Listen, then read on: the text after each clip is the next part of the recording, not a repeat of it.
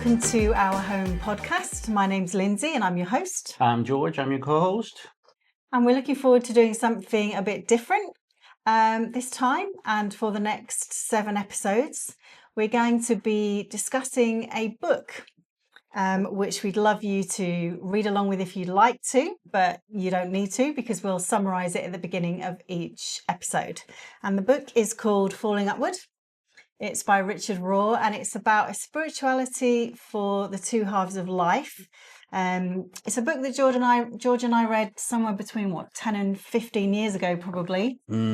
And we're coming to it fresh, so we've not read it ahead in that sense. We're just reading 2 chapters at a time, along with any of you who want to read with us. So we've just read the introduction and the first chapter, and that's what we're going to be discussing in this episode. And then in the next episode, it'll be chapter 2 and chapter 3, if you want to read those in advance. So I'm just going to summarize very briefly for you before we each talk about kind of some key points that we got out of the intro and the first chapter. So the general idea of this book is that our life is broken into 2 halves, for want of a better word, but that's not a chronological thing. It's not so much about age, but it's about a spirituality which kind of evolves from one type to a more mature spirituality and a more full spirituality. So Richard speaks about how our first half of life is more about where our identity is formed, where we grow our identity, and we are often looking for security. We're looking for success, what we can achieve. It's kind of an establishing phase, really, and he describes it as the part where we're actually building our container for life, whereas the second half of life is more about what is meant to go inside that container that we've built in the first half of life. Not that the first half of life isn't valid in and of itself. It's important, it's necessary. It's not something that you can skip and just dive into the second half of life. There's no shortcut to the second half of life spirituality. It's more of a sense that the first half is kind of, in his mind, a dress rehearsal for the real thing that comes later, where it's deeper and it's more meaningful, and we've been shaped by the experiences from the first half of life, and you kind of integrate the two together. He's kind of very clear on saying, it's not something that you can choose. It's more something that is done to you. There's one sentence that he says, God, life, destiny, and suffering kind of push you in to the second half of life maturity. It's not always pleasant. It can be quite painful, but it's all about what we do with that. So most of us wouldn't choose to go on this second half of life more painful journey, which is why you kind of have to be pushed into it and then recognize, okay, these experiences that I'm having, what am I going to do with that? This is challenging my thinking. This is maybe challenging what I thought and how I lived and behaved in the first half of life. What am I going to do with that? And it often involves things like failure, disappointment, loss, all sorts of different types of losses that cause us to reevaluate, really, if we allow that to happen. So I remember one of my favourite quotes in life is, no experience is wasted as long as it is evaluated experience, whereas it can all be wasted if you don't ever think about it, if you just let it pass you by. And another key concept is the idea that the way down, and by down he means things like suffering and trials and loss, is actually the way up.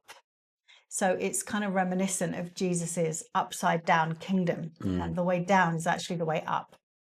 And there's a repeated pattern that we need to recognize and embrace in order to transition from one half of life to the next. So that's probably enough for a kind of summary. George, what were your key thoughts and takeaways from the introduction?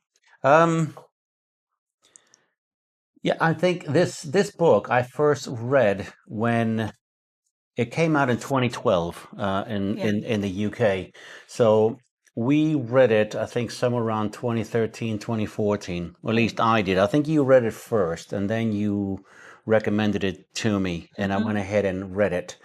And I can't say that it actually made that much of an impact to me at the time. What I do remember from it was two halves of life, first half and the second half, and then that you basically have a way of living in the first half that gives you a sense of purpose, identity, which you work really hard to build, basically. And then the second half, sometimes it comes crumbling down, and you look at things very differently. That's what I remember of reading the book for the first time. And like I said, it didn't really have that much impact on me at the time. And I find that books like this, particularly from Richard Rohr, they are very they're packed with so many nuggets, so many things that take you that challenge you to take the time to really think about them. And I think you have to have, in a sense, a heart that is at the right time to read something like this, being in the right time and the right place, because I think your heart has got to be receptive. Yeah. And at that time when I first read it, I just wasn't there. I really wasn't there. And I think my conclusion was that I was probably in the second stage of life at that time. So everything was hunky-dory kind of thing. I think a very, very proud, arrogant approach to this. What do you think about that now? No, I was probably in the very, very, very first stage of life in many different ways. Again, because I wasn't ready to listen to what it was actually saying through it and looking at life. But yeah, I think one of the things from the introduction, again, it's the very first half of life, like you said, is building the container. But in the second half, I love the word he says, you find the context is what is this container meant to hold. And I think sometimes when we are younger, we are looking to have success, a career, gather all the riches that basically say to the world, we've arrived and we've got it, whether it be possessions, whether it be stature, whether it be accomplishments, whatever the case might be, things that give us security as to who we are, aren't always the things that life was actually meant to be. And these aren't the things that were actually meant to be put into the container. So again, it's talking about ego. We build our ego. Our ego takes shaping during this time, but then the ego is not always the best thing for us to keep. And yeah, it's when you think about what am I meant, who am I meant to be, who was I created to be? These are the questions that you start asking that often take you to the second stage of life. And it's like he was saying, your failings, your fallings, your mistakes, situations that basically you're not planning for, but they force the questions. Why? Why did this happen? What does this mean to me now? I was here, now I'm here. What do I do with this kind of thing? And some people just want to avoid all sorts of suffering. But again, we do not grow if we do not allow these questions, these journeys to take us to a place that is actually deeper, richer. That actually reminds me of something that I wrote down here as well.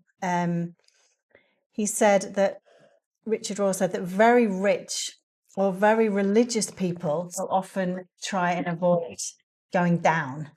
They'll try and avoid the realities of life or deny them. And self-protection, self-preservation is often the order of the day. That really struck me, and how protection of ego and people's superiority systems are the hallmarks of first stage of life. And that can be for individuals, and also when you look at whole organizations, whole religious grouping sometimes, who shall remain nameless, when you think about the protection of people's superiority and sense of I've got it right and you don't, it's actually really kind of quite glaring, I think, in our world today, isn't it? But yeah, that just reminded me, that was one of the things I wrote down as well. It is, it is. And I think one of the things that really struck me here, is in part of the introduction, this is page, what's this, 10, 17 of the introduction, is we are happy with the familiar and the habitual.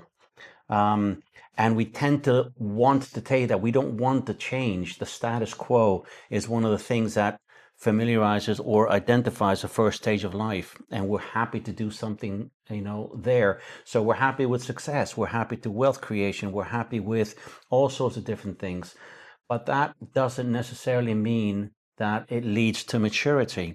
So the thing that popped into my mind at this time, and I don't know how many of you watching will have actually seen this, but it was a series called Succession.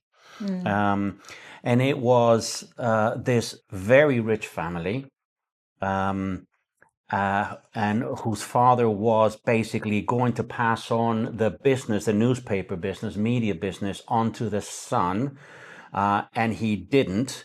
And the whole element, to me, is a family that is incredibly successful, incredibly powerful in the influence that they happen to have, very well positioned in life. Most people would look at them and think, successful, wealthy, powerful, influential. Yep, they've made it. And yet they're one of the most dysfunctional families, in the way that they were actually portrayed. Infighting, bitterness, self-centeredness, selfishness, huge egos. I would have hated to be part of that family, in all honesty. It's like, yeah, the wealth, the success would not have drawn me into that environment. And I think this is one of the things that Richard says in his introduction, that often we want to stay in a place that we feel familiar with, and we do not have planned into our life change, growth, and development, particularly from a spiritual point of view. And this also applies to churches. Here he's talking about, particularly in the Western, he says Western people tend to be spiritually lazy. I know it's a generalization, but I just thought, I think in my experience, I would say yes, that is actually something that I would say is true. Right. I think many people in churches are spectators. They like the status quo of the way things are done, the way sermons are done, the messages that are done, but please don't challenge us too much and spur us into action because, we have busy lives. Thank you very much. Western philosophy does not accommodate for much change either. So this whole concept of the way up is actually by going down first, is not something that I think a lot of people like to embrace. So when you start looking at the introduction, it's already hitting on these subjects that you then start examining your own life. In what way do I want to keep the status quo? Do I welcome change? Where in my life have I actually seen first stage values actually living out? Because I think I'm probably a mix of first and second. I think we all are to some extent. But really the goal is to be able to go ahead and actually move into that second stage of life, that you have a container that contains a real treasure. And I think people who are spiritually mature, emotionally mature, are not gripped by the temptations of life. You notice them because the way they live is actually quite different. The values from which they live is actually quite different.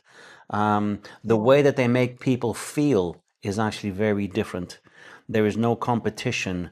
There is no critique, criticism, judgments, all those kind of things are the kind of things that come from first stage of life.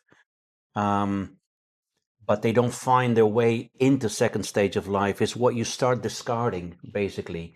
This is not stuff. These are not values. These are not ways of thinking, living that actually result in the kind of things that Jesus would say, this is what the gospel is all about. This is what love is all about. This is what grace is all about. This is what mercy is all about.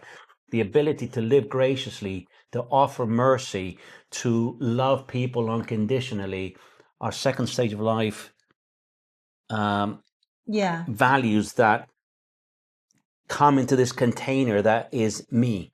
Yeah, and I don't think if you meet someone who has that sense of being very loving, being very wise, comfortable in their own skin, people don't get to that place without having fallen in the way that Richard defines it well, by having experienced the downs of life and yet learnt what they needed to learn from those experiences and come through them well. He actually goes as far as to say only those who have fallen down well will not misuse being up.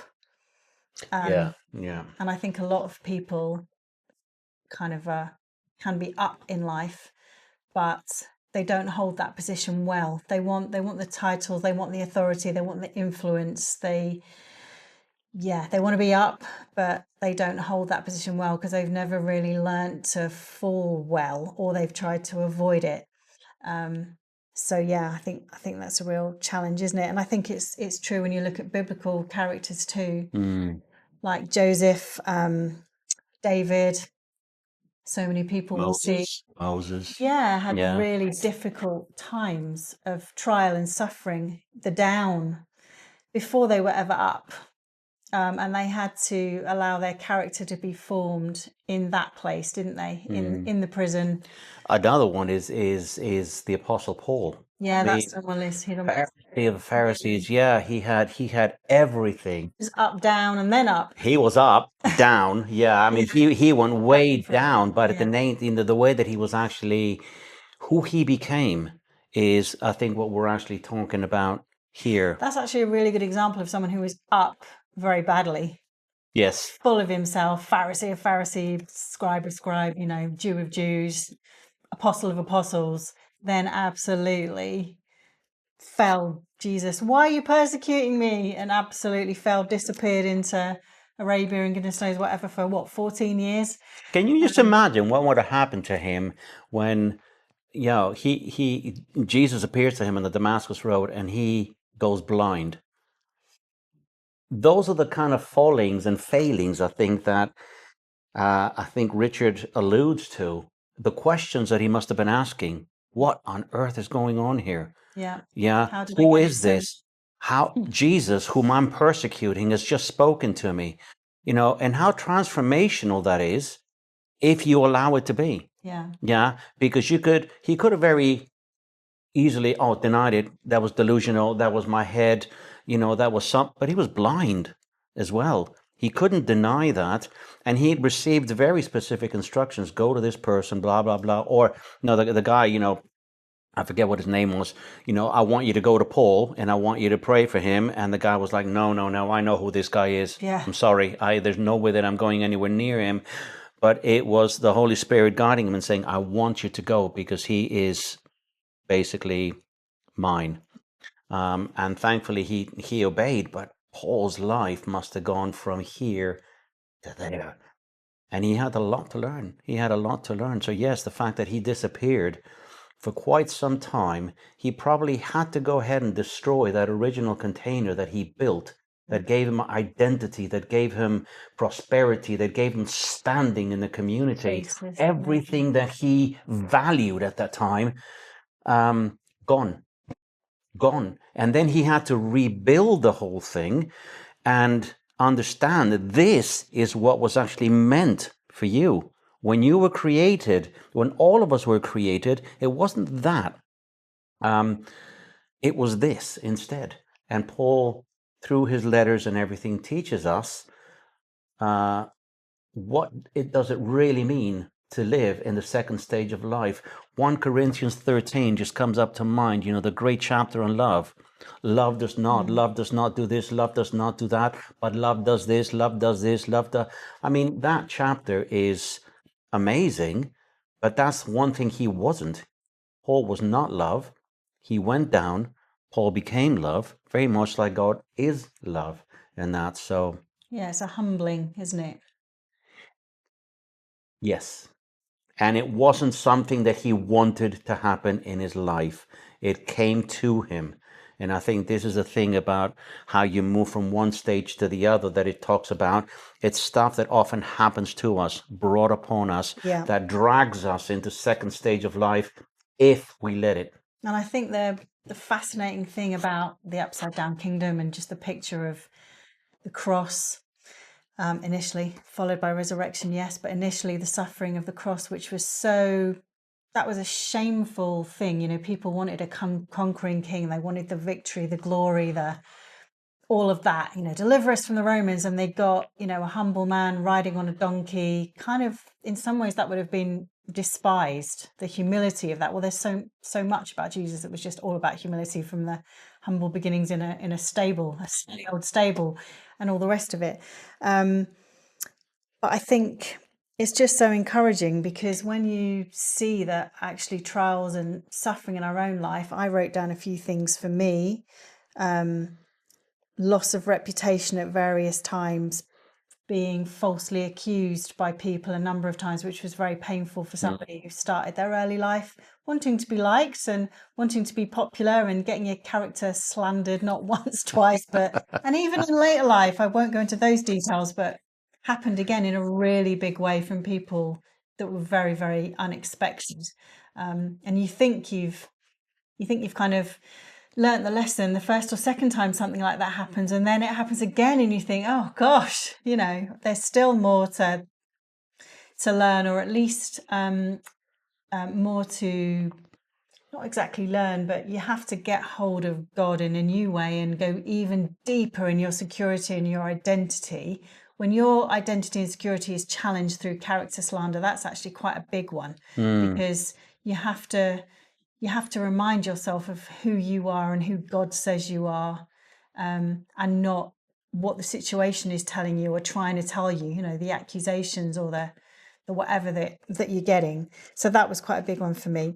And just things like unanswered prayers, disappointment with God over the years in various things, bereavements that you don't expect, that are unexpected or feel premature, and all those sorts of things can be counted as down times, but it's through them that, like just with the apostle, it's quite hard to explain the mystery of it, isn't it? But it's through those things that depth is kind of wrought, to use an old-fashioned word, in your life, and you become someone that isn't trite, doesn't have all the simplistic answers. You learn to live with mystery. And are you going to embrace mystery and live with it, or are you going to abandon your faith altogether? Are you going to allow love to grow, compassion for other people? When you go through those things, you can have all the answers in your 20s, can't you? I had all the answers in my 20s. I felt I had all the answers in my 20s. I was well set, from a spiritual church religion. Yeah. And stuff happens to people and you're like, oh, well, it's this, or, it's the devil, or it's blah, blah, or, and, life is it's just not that simple. I look at my life sometimes when I was a young Christian, and how arrogant I think I was with believing that I had it sussed and I had the answers, because I think we were taught, in a sense. We all thought that in our 20s. Yeah, all, don't you? And the older you get, the less you realize. Well, the thing is, I look back and I cringe, because I remember in a work setting that I had, we had received a lecture or sermon on the end times kind of thing. And again, this speaker was basically outlining what was actually going to happen at that time. who was the Antichrist and all sorts of different things. And by the way, I don't believe in dispensationalism in the least bit. So I'll say it right here. Anyway, it's the belief that Jesus is coming back, but there's going to be a rapture where everybody gets taken away first, and then there's years of tribulation, before Jesus returns once again and puts everything to right. I don't believe in that, but I used to at the time. And I remember having a conversation with a colleague of mine who was not a Christian, but I arrogantly was like, you know what? This future looks, with this war and that war looks kind of, horrible, but yeah, I'm not worried. I'm not afraid. I know what's going to happen, basically. Yeah. Here I am, an arrogant young Christian telling someone who wasn't a Christian, how he knew that the future was going to be, of course, because I had the answers, kind of thing. And that's one of the things that I think Richard points out in this book. There is such thing, I think, as first stage religion, as well as second stage religion, so to speak. The language changes, but it is first stage religion is often very black and white, right, wrong, very dualistic. We have the answers, they don't. This is the truth, that isn't. So you live almost from a set of beliefs, regulations, and laws that dictate how you behave and what you do and what actions you have. And for the first part of life, when you're a young Christian, you accept those things. This is the way that you do, because when you look around culture, just about everything has those kind of things. You get a new job, this is what we do here. These are our values. These are the systems. These are the procedures. You follow them, you move up the ladder. And it's very similar with religion. It maintains and prefers first stage of life rule keeping, as it were. But like you said, life throws things at you that results in questions. Doesn't follow the rules. That didn't work. Yeah. And we prayed and that didn't happen. And what about this? And what about that? And first stage religion wants to have an answer to everything. It cannot deal with not being able to know, like you said, the mystery. We put God in a box, and out of that box comes all the answers. But yet God breaks out of that, and he will not allow himself to be a God that is used to answer everything that goes on. There is a mystery. He's much bigger than us. And I think Western Christianity often cannot live with mystery, cannot live with not having the answers. And has a very poor theology of suffering. Yes. There's a lot of elements of certainly charismatic Christianity, and I'm still I'm not dissing charismatic Christianity en masse at all. But yeah, it's not.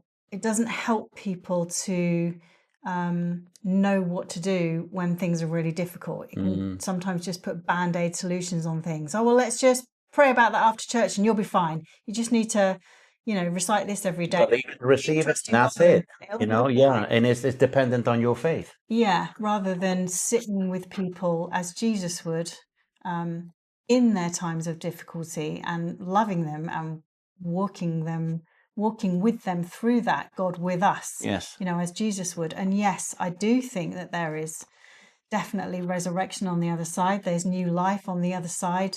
There's internal transformation and growth that can happen, but that's not the starting point. When life is really crappy, you just need friends to shut up and just listen and be with you and love you, don't you? You don't need some trite Christian platitude or band-aid solution and just pray this prayer and it'll be fine, because that's not real life. And there's very real pain that can feel very painful for quite a long time, and God promises to be with us in it. But we don't have a promise of instant deliverance, do we? We just have a promise of hope and life and good things on the other side. And I think that's a really good pattern for Easter too. We're putting this out on Easter weekend 2026, and I wanted to write a book many years ago. I thought I'd really like to write a book of things that I wish I'd been told in my 20s. And one of them is just, I think Richard touches on this in his writings as well. But for me, Easter is not just about, death and resurrection as something that happened to show that Jesus conquered death and that we are united with him and we can live with him forever and we can be with loved ones in the future and all of that. To me, it's actually a pattern, which is what Richard talks about. It's a pattern for life. Yeah. Death and resurrection is actually a pattern for Christian discipleship, isn't it? For Christian life, or for life even. A pattern of loss and renewal is just the way life happens if you allow it to happen that way and don't fight it, deny it, try and ignore it and not go with it. Because that is just the nature of things. And I wish I'd been told that when I was much younger.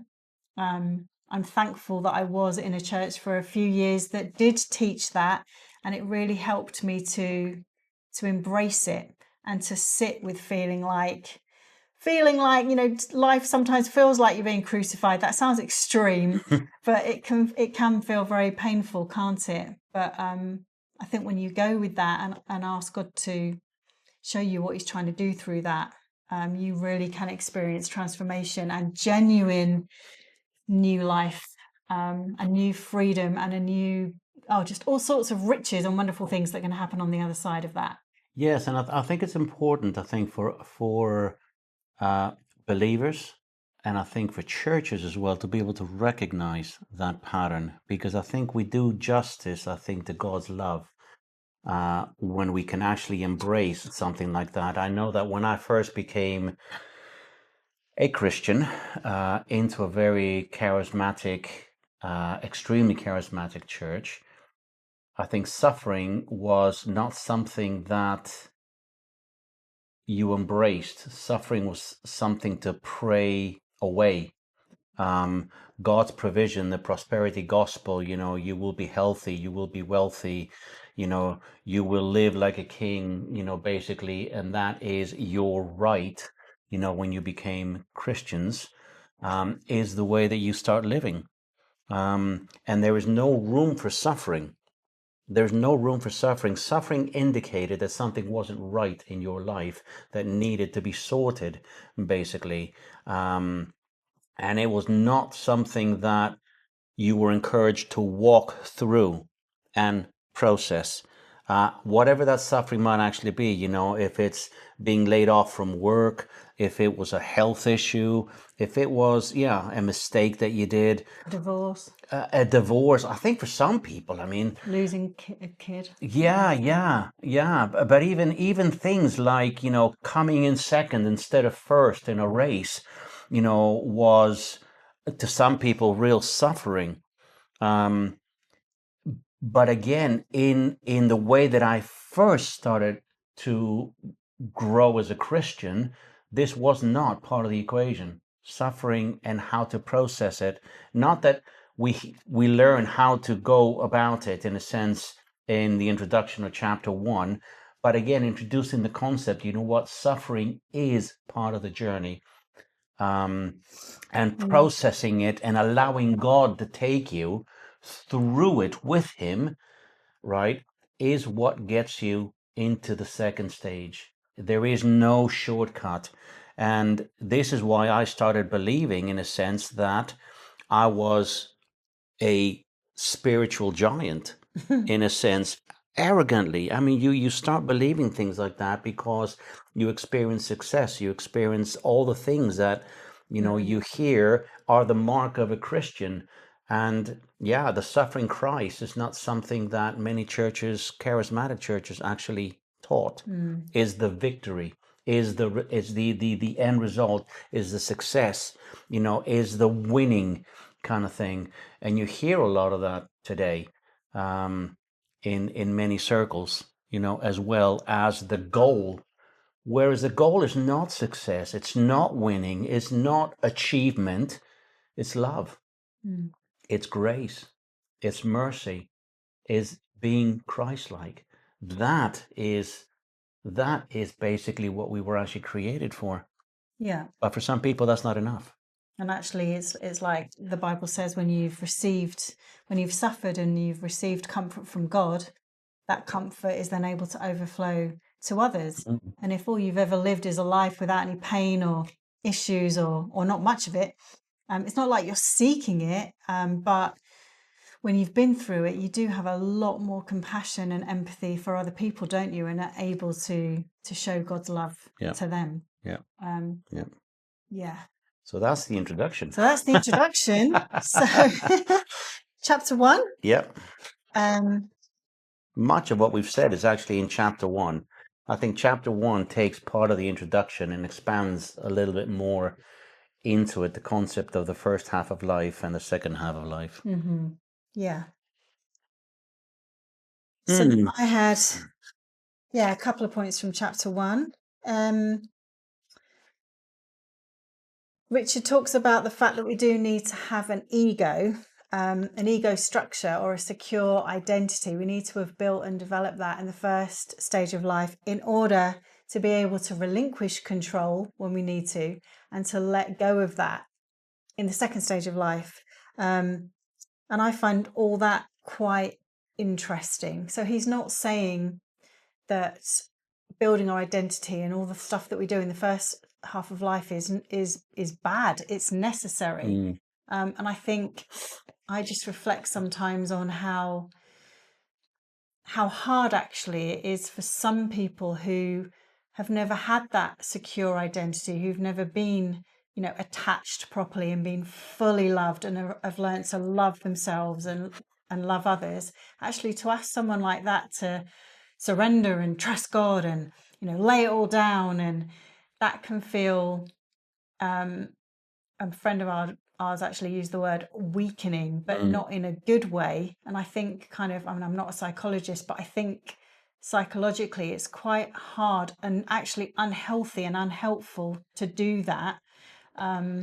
It's like I had a chat one day with a woman who was just constantly being abused by her husband, and she was being told to stay with him, because that's what Christian wives did. And I was like, no, that is not what God is saying to you. God would never want you to stay in an abusive situation. No, you do not surrender yourself and keep giving yourself to somebody who is mistreating you and abusing you and is not holding up their part of the marriage bargain, which is to love and cherish you. And I think I just find that really interesting, thinking about what he says there, even though it's kind of a minor point, that it is important to do that journey first of learning to love ourselves, what that means, processing, sometimes with a therapist, if that's not been possible, because actually you're going to struggle to fully love God and receive God's love, and to be able to relinquish control and let your walls down and your barriers go down until you've done that inward journey of actually building your security and knowing who you are as a person first, and getting to that point where you do know yourself, you do love yourself, and you feel comfortable in your own skin, because you can't truly lay down your life for other people or fully entrust yourself to God, I don't think, until that process has happened. No, and I agree with that, because in my experience, it's interesting how it's talking about someone who grows up in an environment where their container is well built. It's in an environment where there is encouragement, where there is a positive family structure, where you are encouraged, to be able to go ahead and succeed. But you do it in a healthy way, to hold things in balance. When you don't grow up in that kind of environment, which is what happened to me, there was a lot of criticism, there was a lot of judgment, and other less less likable aspects of actually growing up, where you are left thinking that you are less than, that you don't have what it takes. I remember proudly saying to when I this is after I had moved out from the home, and I was actually living by myself. And I remember sharing with my mom, I got a new microwave oven, and the first comment was, "Oh, you'll probably break it within a couple of days." And the hurtfulness of something like that, because what is really communicating is you're not going to succeed with that. You are not capable of actually handling it right. The container that you build with something like that is defective to begin with. So I think is what he basically says here is you start seeking your significance, your worth, your meaning outside the home. And I think this is really challenging for parents, right? If you're a parent who never actually grew up, and you are constantly living in that first stage of life where you're at the center, it's all about you. You have your standards that you are imposing onto your kids and all sorts of different things. You communicate first life to that child, in a sense, and that child stays within that first life for a long time, because you are wanting to create a sense of meaning that you don't get at home. So I think you said, actually, just to clarify, I think what you found really helpful with that was you were trying to make yourself feel safe in doing those things. It wasn't about really what the kids needed to do, was it? But you said that it was about you feeling you had to control your environment and have things happen a certain way so that you felt safe, because you'd never felt safe with your mum. Do you know what I mean? yeah, as a parent, yes, yes, yeah. Mostly was that reflecting as me as a child, kind of thing. Sorry, have I thrown you off there? No, not necessarily, but it was very interesting, because I think it follows on from what I'm saying. I think as a child, I think you read a lot of this stuff and you question, thinking, oh, what if I had actually grown up in an environment, in a home that was actually encouraging, that was actually pointing me in the right direction, helping me to have the right belief systems, the right standards, the right you want to call them right, basically, but the way that would actually help me to build a good container, a good ego. I felt good about myself. Right, if you'd been unconditionally loved, Yes. you had a childhood not teaching all the right stuff, but if you Yeah. had a childhood where you were unconditionally loved and it wasn't based on your performance or how well you tidied your room. Yeah. Which I think it really reflects, for example, religion. A lot of religion, like I said, is based on performance. Are you attending? Are you giving? Are you tithing? Are you doing this? Are you doing that? If you're doing all these different things, you're good. If you're not, you're not. And you need to buckle up. I think a lot of parenting for me growing up was that way. And you sort of inherit that even as a parent.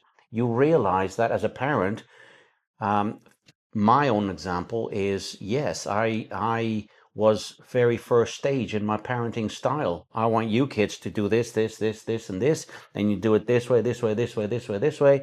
When they didn't do it, I got upset. It triggered all the wrong points. But why was I doing that? Because doing it that way when I was growing up as a kid kept me safe. It kept me from being punished, in a sense. So you duplicate that, and then you realize that what you're actually doing, you are building yet another level of kids that are performance based. In order for me to receive your love, I have to do X, Y, and Z, right? To that standard. Your love is conditional, and it's the unconditional love, like you said, when you're growing up, that many of us just do not experience, and we take that into our life, and for many of us, we never outgrow it. Yeah, I mean, here it's like, your first container must fail you unless you never grow up. Otherwise, you never grow up. And how many adults do we meet that are narcissistically selfish? I'm sure that we can all think of one who has not grown up.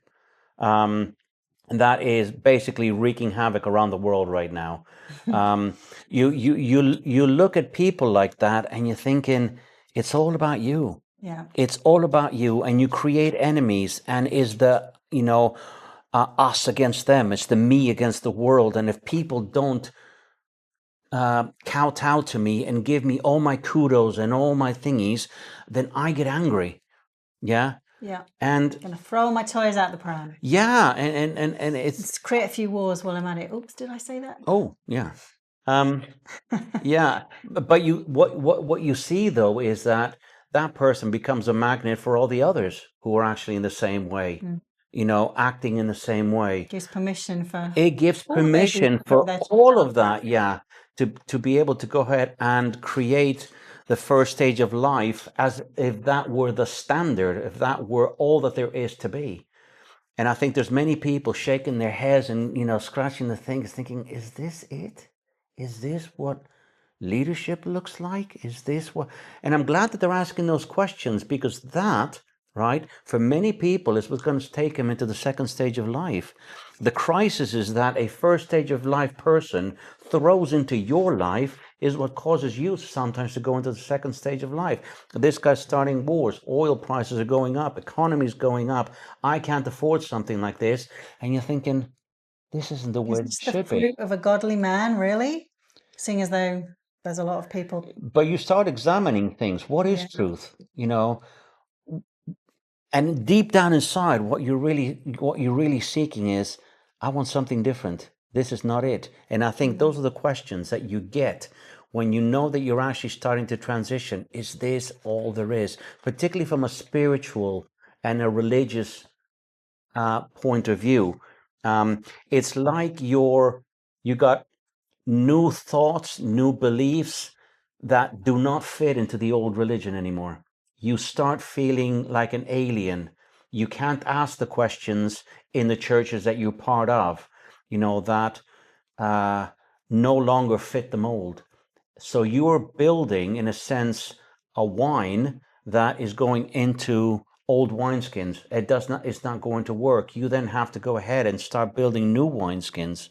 And I think this is what takes you into a totally different stage, asking questions. At this point, I think it's when sometimes people leave church because it no longer feels relevant. It no longer feels like there's life. The old structures don't fit the new beliefs. Particularly if there's a lot of potential judgments, critique, thou shalt do this and this and this, and thou shalt not do this, a lot of lists, and it's very black and white, and your world is becoming more gray.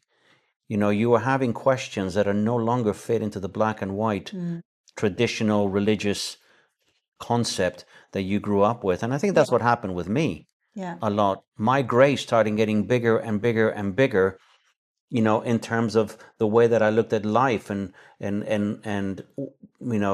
what should and shouldn't happen. I think that's where the emerging church movement came from, 15, 20 years ago. They were spiritual communities or Christian communities who were giving space for people coming up against these black and white, right or wrong, dualistic, in or out systems and practices. And they wanted the space to question that, to explore that, to challenge that, to dialogue about it. The emerging church gave people the space to do that, didn't they? To say it's okay for you to have doubt. It's okay for you to question this. It's okay for you to wonder about the other and explore that with us. You're not going to be judged, kicked out, told that you're backsliding or that you've lost the plot or any one of those things. You can be that. You can be real about life and faith and what's going on, and let's love each other and walk alongside each other through that process. I think there's a lot of people who had that experience and they're now outside of traditional church or beyond traditional church. They haven't necessarily lost their faith, and they still have faith in Jesus and all that he stood for, but it's all the packaging and all the stuff that goes along with that people struggle with, isn't it? Or even the view of God that goes along with that. And that's what we love about Richard, is he is an absolute champion of a God who loves unconditionally. He's always for you, always loves you, always wants to do you good, and that essentially we are in a benevolent universe. Yeah. That's the starting point Yeah. of it's good. We are made in the image of God. We are good. That's, I don't know if that's going to come out later in this book, but that's certainly in his book, The Divine Dance. Yeah. That's one of the things we love about him. Yeah. Yeah. Yeah. I had one other thing. I don't know if you have something else to say, but Just a couple more things, one other not thing much, but yeah, go from on. chapter 1, which I thought was really good. And this is something that I've always remembered actually from when I read it like 10 to 15 years ago. The true self, or actually, let me say that differently. Authentic experience with God devastates our false self in order for us to find our true self. Authentic experience with God devastates our false self in order for us to find our true self. And I think a lot about this book is shedding the things that are never really you, or are not the authentic you, are not the shedding the things that are maybe the you with or the us with our defense mechanisms, our walls, our protections, and learning what it means to discover our authentic true self, who we were created to be, who we really are, and being at that point where you're not taking a defensive stance, but you have found who you are and learned what that means and know how to love yourself as God loves you and as God sees you. And kind of, it talks about mirrors as well. So how people mirror who we are to us sometimes. Sometimes that's in a helpful but challenging way, because they can hold something up and say, actually, what you just did there looks like this. And you have a choice. You either go, well, that's just who I am. Get lost. I'm not listening to you. Stop critiquing me. Or you go, oh, okay. You take the humble route and you think, maybe that's right. Maybe I need to take that to God and have some internal change here. But then on the plus side, God holds a mirror up to us, doesn't he? And also people that love us in a positive way, and says, this is who you really are. You may have this and this and this around the edges at the minute, but your true and authentic self, how I created you to be, is this. And this is where we're heading. Work with me and we'll get there.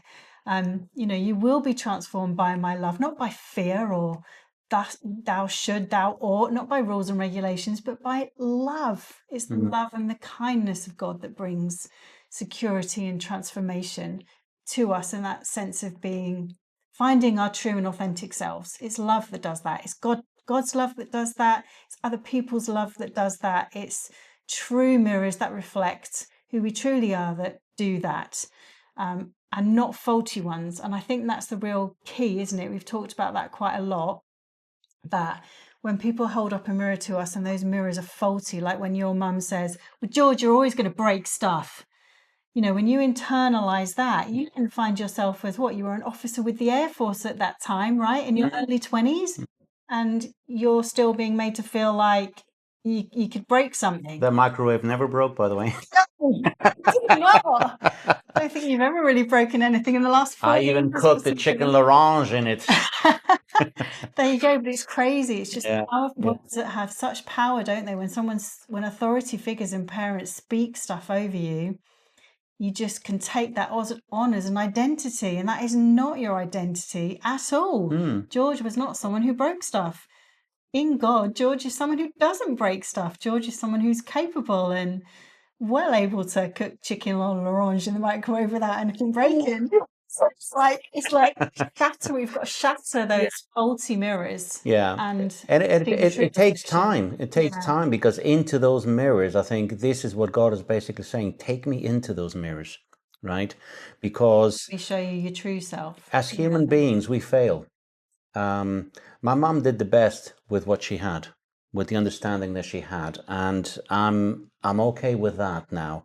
But I did carry a lot of anger, because the faulty mirrors that were being used towards me, again, reflected someone who I wasn't, and yet was made to believe for so long, that's who I was. So it does take time, but I think it's really, like you're saying, humbly allowing God to basically take you through your suffering, your low points, for Him to be able to redefine. But this is who you are, actually. This is who I actually made you to be. Not that. Your Yeah. mom did the best she could. I love her. I adore her, right? I love you and I adore you, but this is not what you were meant to be. Yeah.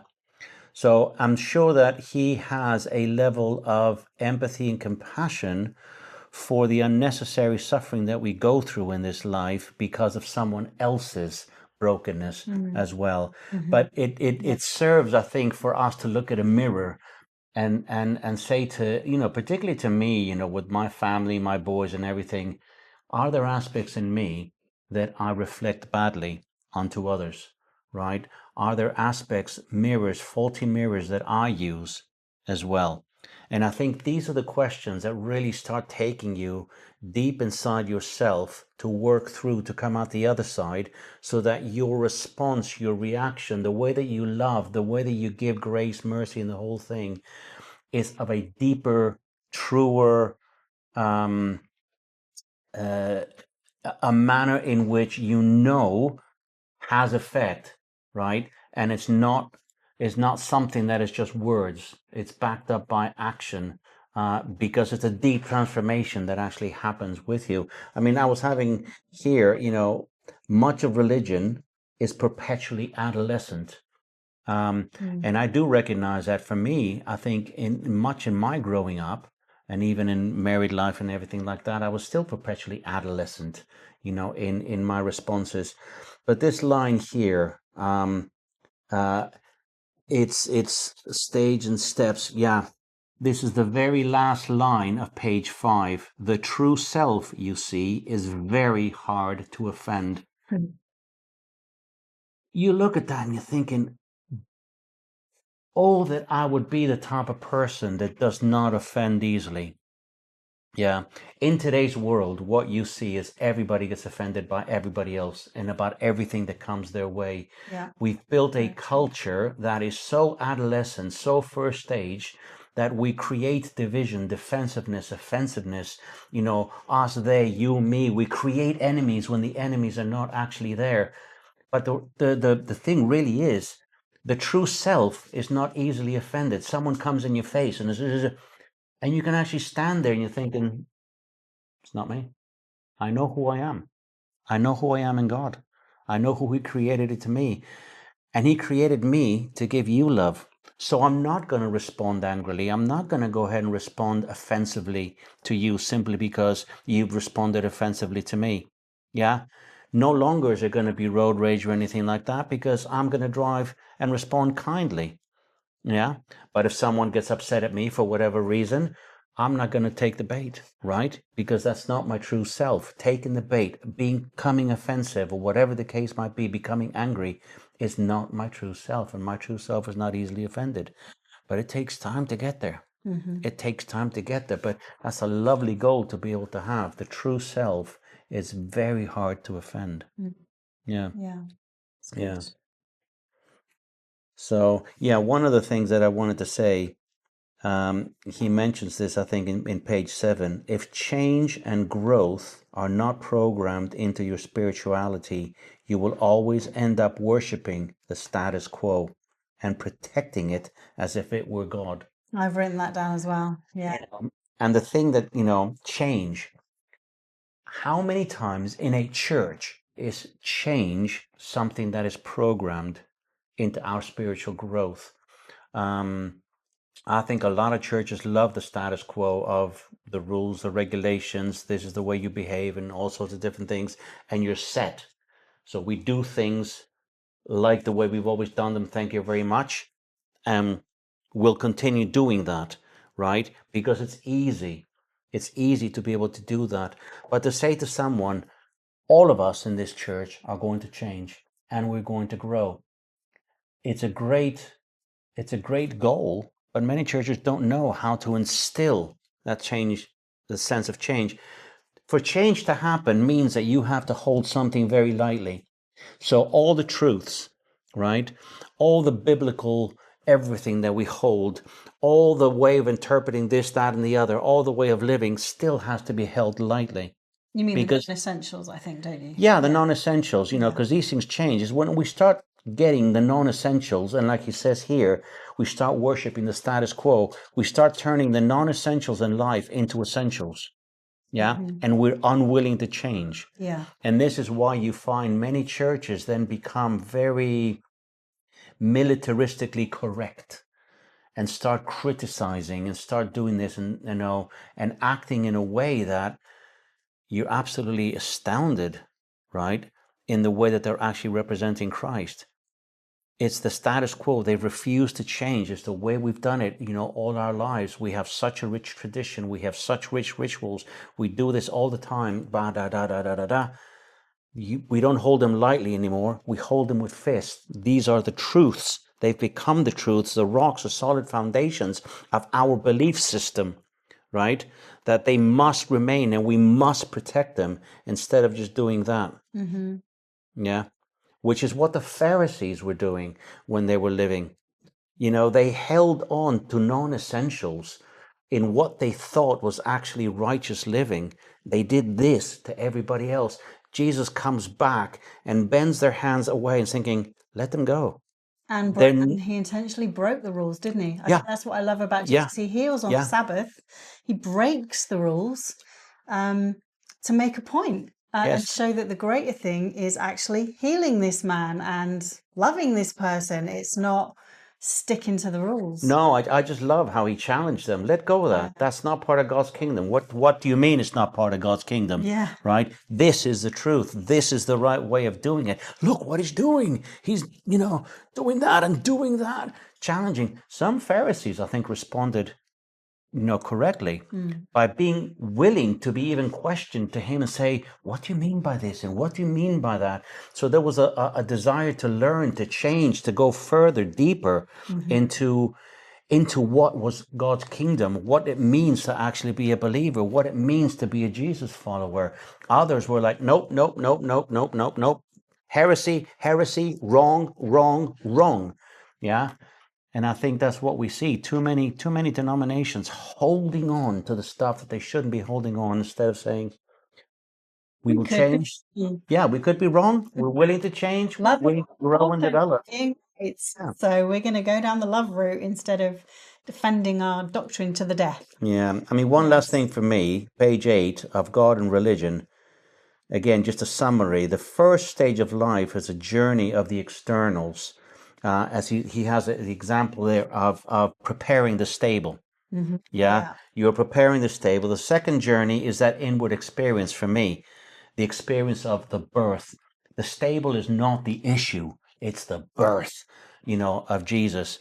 And I love it how he paints the metaphor.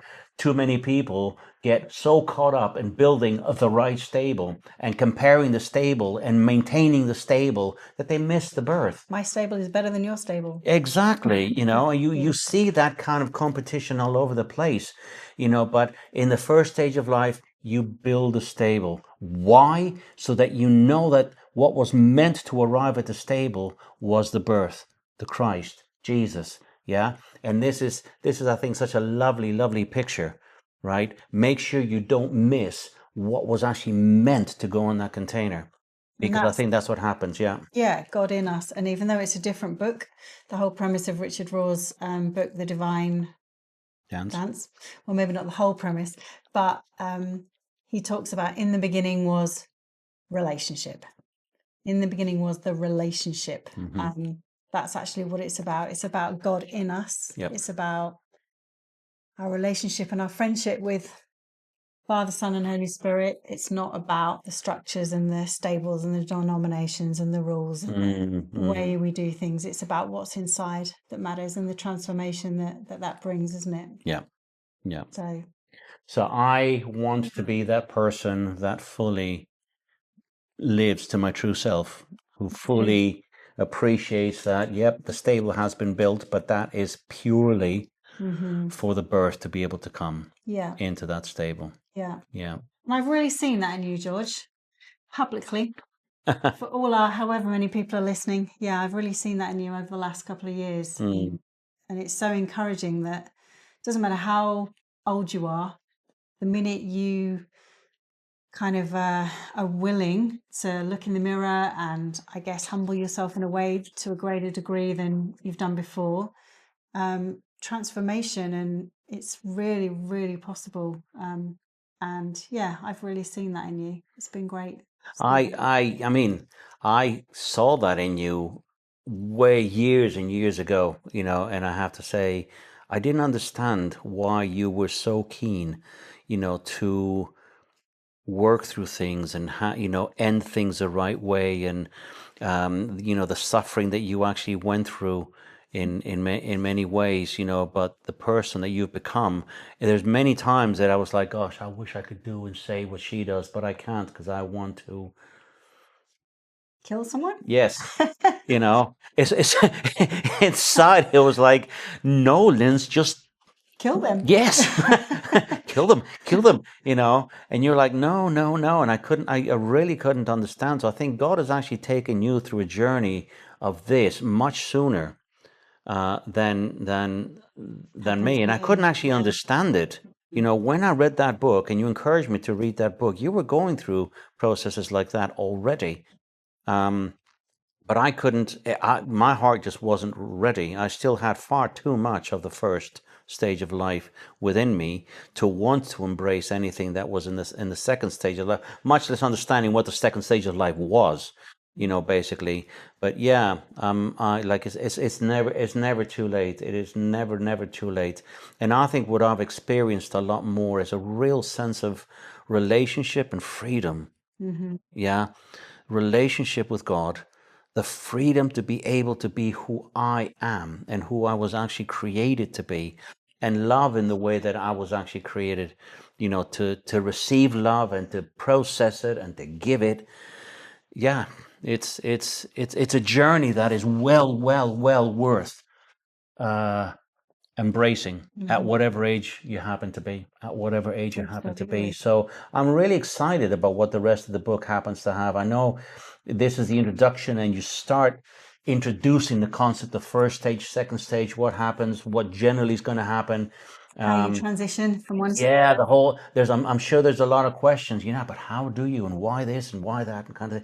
I'm really looking forward to actually rereading the whole thing again, because I think it's going to be quite impactful. some good nuggets in there. Oh, indeed, Yes. indeed. Well, I think that's a good place to end. So yeah, we hope you've enjoyed listening to this. If you would like to contribute anything, if you're reading with us, so if you're going to be reading chapters 2 and 3 over the next couple of weeks, if you've got comments that you would like to make or questions, please do feel free to message us, join our Facebook group if you'd like to, called Our Home Community. Our Home Community. Thank you. This is Our Home podcast. Our Home Community. Yeah, you can message, email, contact us however you'd like to, and we will then do our best to incorporate any of those questions and comments in future podcasts as well. Tell us how this book is actually impacting you. I mean, we would love to hear and share some of these things, you know, during the podcast. Obviously, we'll do it anonymously, but the way that it's impacting you, the way that it's actually changing you, how it's actually impacting your thinking, your life, the whole thing. We would love to, to hear something from you. Yeah, that'd be great. Yeah.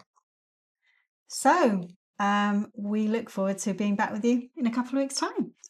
God bless you. Thanks, guys. Thanks for listening. God bless.